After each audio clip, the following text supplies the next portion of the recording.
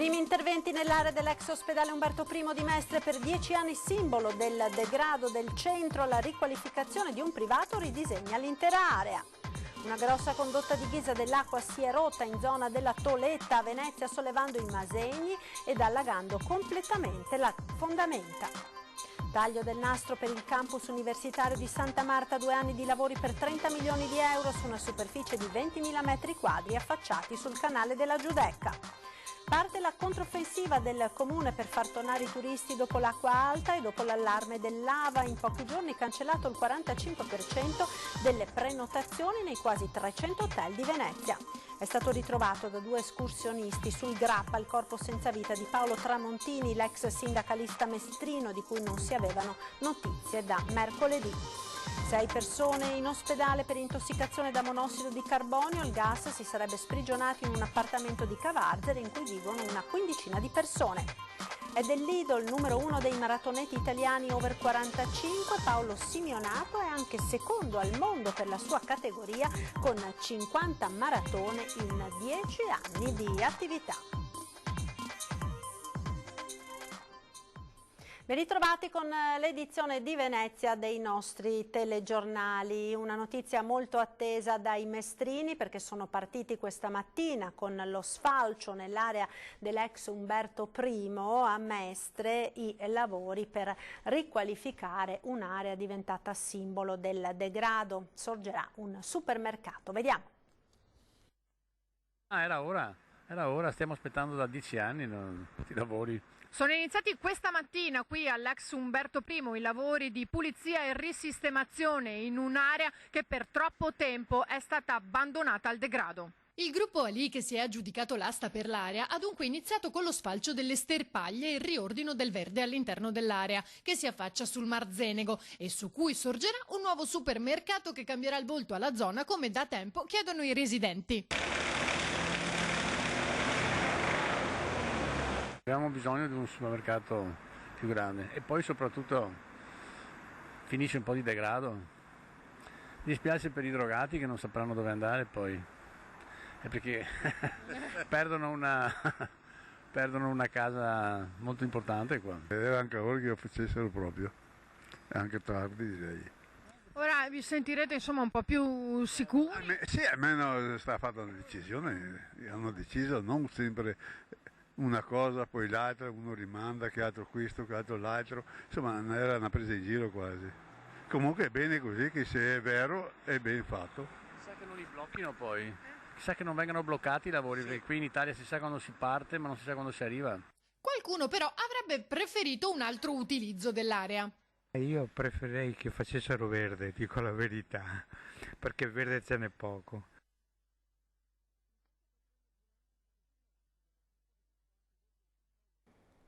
Ed ora andiamo in centro storico a Venezia. Una grossa condotta dell'acqua in ghisa si è rotta in zona della Toletta, allagando completamente la fondamenta. Non le cascate del Niagara, ma certo una visione suggestiva che ha improvvisamente sconvolto questo tratto della fondamenta Toletta a Venezia. La rottura di una grossa condotta di ghisa dell'acqua è quasi equivalsa ad un'esplosione la cui forza ha sollevato i Masegni in pietra d'Istria. A qualche decina di metri si trova la libreria gestita dal vicepresidente del Consiglio Comunale di Venezia, Giovanni Pellizzato. La strada è ancora chiusa e quindi si gira o per la parte dei cerchieri, diciamo per andare verso San Barnaba, o invece per la parte della fondamenta delle Romite per andare verso Piazzale Roma. Per il resto stanno lavorando abbastanza alacremente per coprire il buco che si è creato. Veritas, che ha allertato immediatamente il personale, ha chiarito che il tratto di fondamenta saltato è di circa 8 metri di lunghezza. Nel pomeriggio alcune zone di Dorso Duro, Giudecca e San Marco sono rimaste senza acqua. Ci sono stati danni alle attività commerciali che si trovano sulla fondamenta? Sembra di no, perché il ristorante era chiuso e la pizza al taglio comunque ha un gradino sulla sopraeleva di una quindicina di centimetri e anche da quello che ho visto non sembra essere entrata acqua. Alcune barche sono affondate? Sì, 2, diciamo, una è affondata, una rischiava di affondare. Anche quella che è affondata è stata rapidamente ritirata su, probabilmente credo sono stati i pompieri con una pompa idrovora, credo che l'abbiano rapidamente svuotata e quindi è tornata su.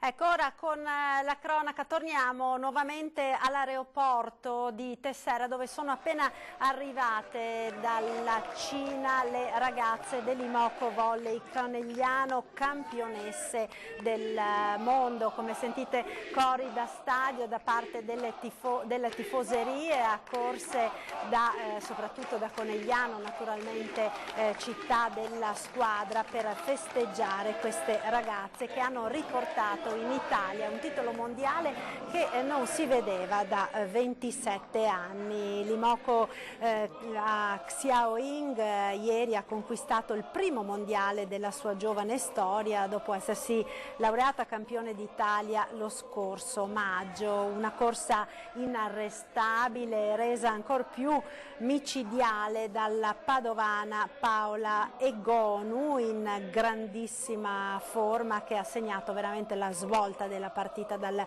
secondo set dopo un inizio un po' difficile contro le avversarie turche. Ecco, la state vedendo proprio nelle immagini, grandissima soddisfazione per queste campionesse, come grandissima soddisfazione per tutti i tifosi della squadra. Queste dunque le immagini, torneremo poi a parlare di questa grandissima vittoria delle Pantere di Conegliano nel corso dell'edizione trevigiana dei nostri telegiornali, come sempre in onda a partire dalle 19:30. Torniamo ora a Venezia, dove questa mattina c'è stato il taglio del nastro per il campus universitario di Santa Marta. Vediamo.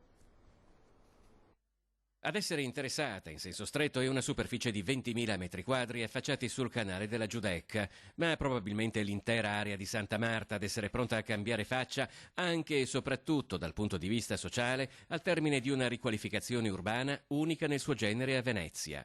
Il nuovo complesso polifunzionale da 650 posti letto per gli studenti universitari è una vera e propria cittadella che, oltre a contribuire a colmare il divario tra domanda ed offerta di abitazioni a canone calmierato, porta nuova linfa ad un'intera area della città. È un intervento che ha diverse valenze, una valenza multipla, contribuisce a quelle politiche che abbiamo attuato in questi anni di attrazione di studenti dall'Italia e dall'estero. È un intervento altrettanto importante per quest'area della città che, attraverso i diversi insediamenti che ormai abbiamo qui a San Basilio, si rivitalizza, si ripopola con studenti che speriamo potranno diventare anche nuovi residenti. 2 anni di lavoro per circa 30 milioni di euro, frutto di una collaborazione tra gli altri di Cassa Depositi e Prestiti, INPS e MIUR, che hanno visto il recupero di alcuni edifici risalenti all'inizio del Novecento, che avevano la funzione di magazzini a supporto delle attività del vicino cotonificio, in una zona adiacente all'autorità portuale,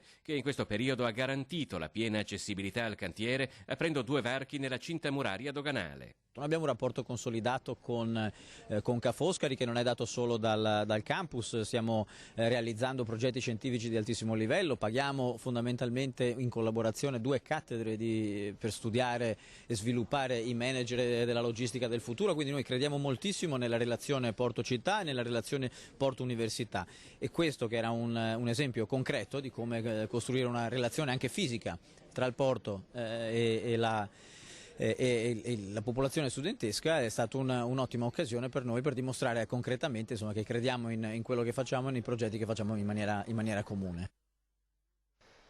È soddisfatto del nuovo campus universitario il sindaco Luigi Brugnaro. A tutti questi residenti nuovi va detto che va rispettata la città, soprattutto negli orari notturni. I ragazzi devono cercare di avere rispetto, questa è una città delicata, i ragazzi tutti, e non solo i turisti però, dobbiamo cominciare a rispettare la città, sapere che ci sono delle aree più dedicate, se uno vuole fare divertimento vada a Forte Marghera, lì non disturba nessuno, ci sono le aree, non possiamo andare tutti in campo Santa Margherita, a una certa ora la gente deve dormire. Soddisfatto dell'inaugurazione, ma anche pronto a lanciare un appello ai quasi 700 studenti che abiteranno il nuovo campus di Santa Marta, veneziani d'adozione, cui il sindaco chiede un'attenzione particolare per la città. Per Brugnaro la residenzialità studentesca si inquadra inoltre nel più ampio problema del rilancio abitativo di una città che si spopola. Noi abbiamo intenzione, con i soldi della legge speciale, di rifinanziare la residenza e anche delle strutture, diciamo, direzionali, produttive per artigiani, per per commercialisti, per professionisti vari che vogliono ristrutturare l'edilizia nel centro storico di Venezia e nelle isole, proprio per ricominciare di nuovo a finanziare i privati che vogliono risiedere a Venezia. Ovviamente non finanziamo le case che vengono affittate ai turisti. Lo spopolamento però ora è anche dei turisti. Nei giorni successivi all'ultima ed eccezionale ondata di acqua alta, secondo l'Associazione Veneziana Albergatori, le prenotazioni cancellate nei quasi 300 hotel di Venezia sono arrivate al 45%, tanto da far partire una controffensiva mediatica a tutti i livelli per rassicurare i visitatori sull'assenza di problemi in laguna. C'è chi grida al lupo e fa sempre esagerazioni, e le esagerazioni non vanno mai bene, non va bene quando si sottovalutano i problemi, ma anche quando si esagerano i problemi. La città ha ricominciato a vivere, è sicura, è pulita, è tranquilla. Credo che l'informazione debba fare proprio un esame di coscienza, dobbiamo essere in grado di essere obiettivi. Il primo traguardo dopo l'assegnazione a Cortina Milano dei Giochi Olimpici Invernali del 2026 è stato tagliato, è stata infatti costituita nella sede della Regione Lombardia la Fondazione Milano Cortina 2026, che sarà il comitato organizzatore per i Giochi Invernali. Il Consiglio d'amministrazione sarà formato da 22 membri, di cui 10 componenti del mondo sportivo, 10 dei territori, un rappresentante di governo ed il presidente. Oggi è una data storica per il Veneto, ha detto il governatore Zaia. Io da oggi mi faccio da parte, ma su questo straordinario evento, ha concluso Zaia, abbiamo investito 212 milioni di euro per riportare le Olimpiadi in Veneto, senza peraltro dimenticare che nel 2021 a Cortina si terranno anche i campionati del mondo di sci. La cronaca, ora finite le ricerche di Paolo Tramontini, il sindacalista di Mestre scomparso sul massiccio del Grappa. Il suo corpo è stato ritrovato ieri.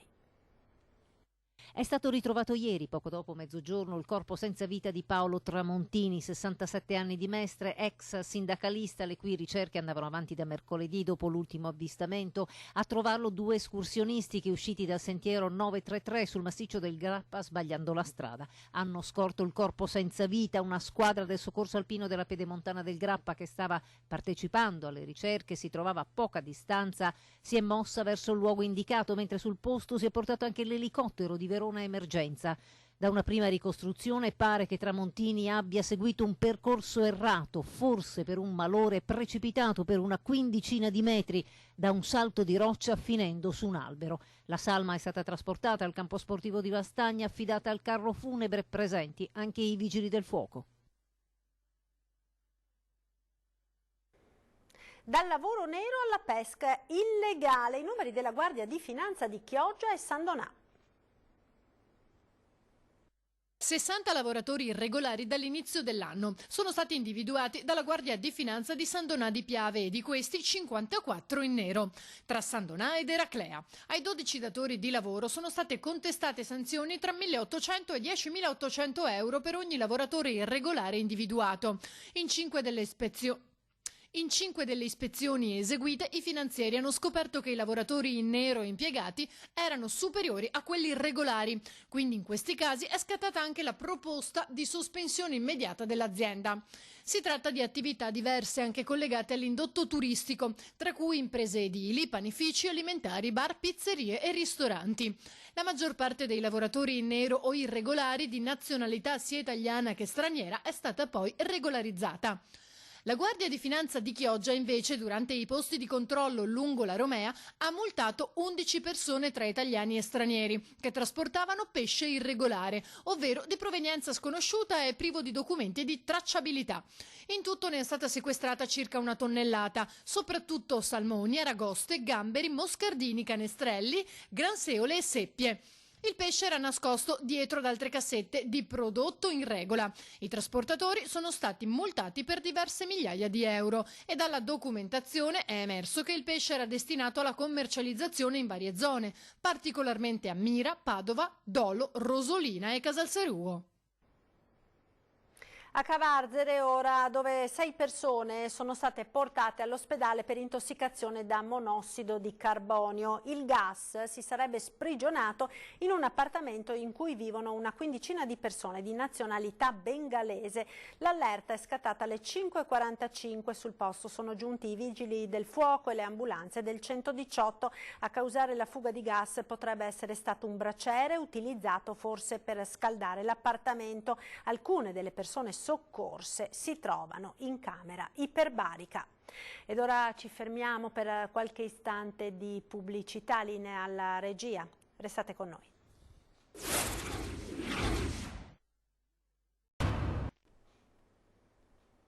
Eccoci nuovamente in studio con l'edizione veneziana dei nostri telegiornali. Da Venezia un appello per la difesa dei diritti umani. Il ruolo di capofila della città lagunare è stato ribadito in un convegno promosso dall'Avvocatura veneziana.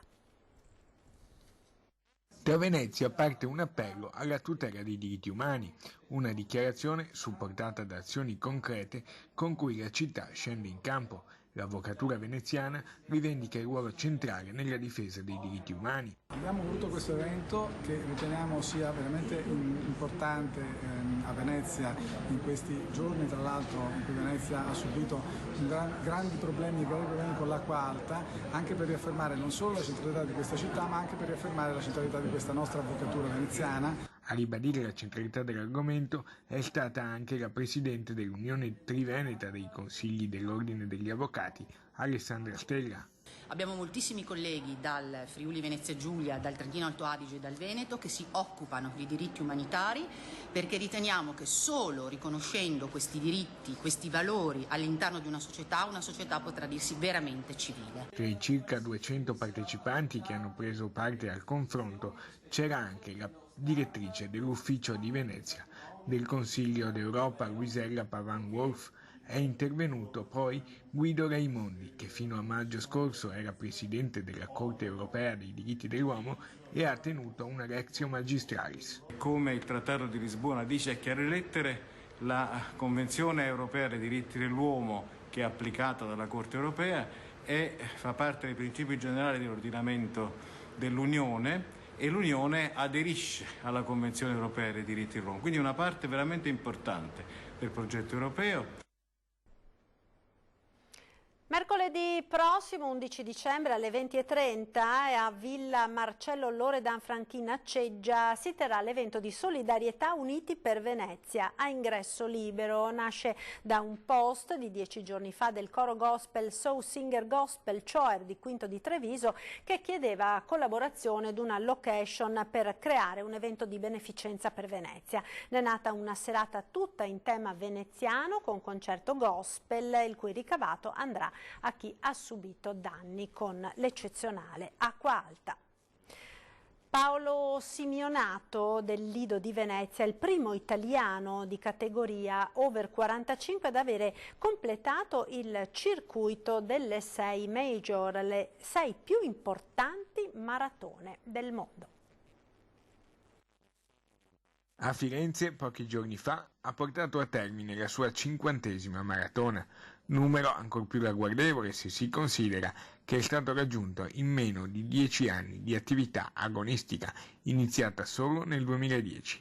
Il veneziano Paolo Simionato, classe 1968 e titolare di una palestra a Venezia, è soprattutto il miglior italiano, secondo al mondo per la sua categoria over 45, ad aver completato con successo il circuito delle World Marathon Major, le 6 maratone più importanti che formano i campioni: New York, Tokyo, Berlino, Londra, Chicago e Boston, tutte con un tempo sotto le 3 ore. Prima maratona corsa nel 2010, la maratona di casa, la Venice Marathon, e dopo tante avventure in giro per il mondo e tante avventure in giro per l'Europa. E la sua meravigliosa avventura, tutta di corsa, continua e si spinge verso i prossimi traguardi. A Firenze ho tagliato il traguardo della mia 50ª maratona.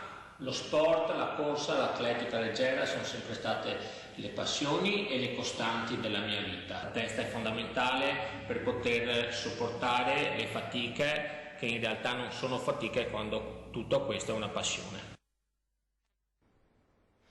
Era questo l'ultimo servizio, vi ricordo 20:10, subito dopo i nostri telegiornali. Questa sera in studio l'onorevole Gian Antonio Dareuro, deputato della Lega, e l'onorevole Nicola Pellicani, deputato del Partito Democratico. Poi, come ogni lunedì, a partire dalle 21:15 torna Ring, la nostra prima serata che oggi sarà dedicata a furti e rapine, il Veneto sotto attacco. In studio con Ferdinando Avarino, Mario Conte, sindaco di Treviso, Formaggio di Fratelli d'Italia, Cristian Demma di Furti in Corso e Roberto Grigoletto del Partito Democratico. È tutto, grazie per essere stati con noi, vi lascio alle previsioni del tempo, arrivederci.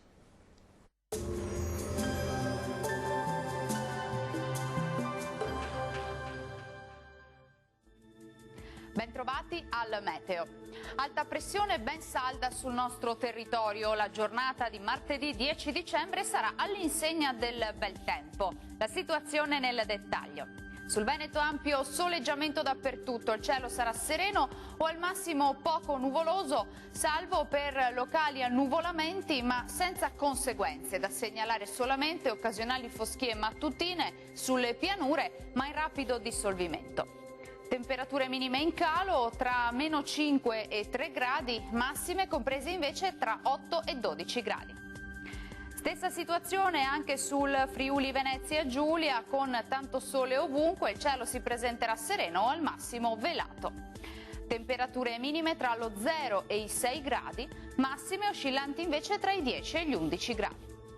Poche novità sul Trentino Alto Adige, sarà ampiamente soleggiato anche qui ovunque, neve sui confini alpini anche a bassa quota.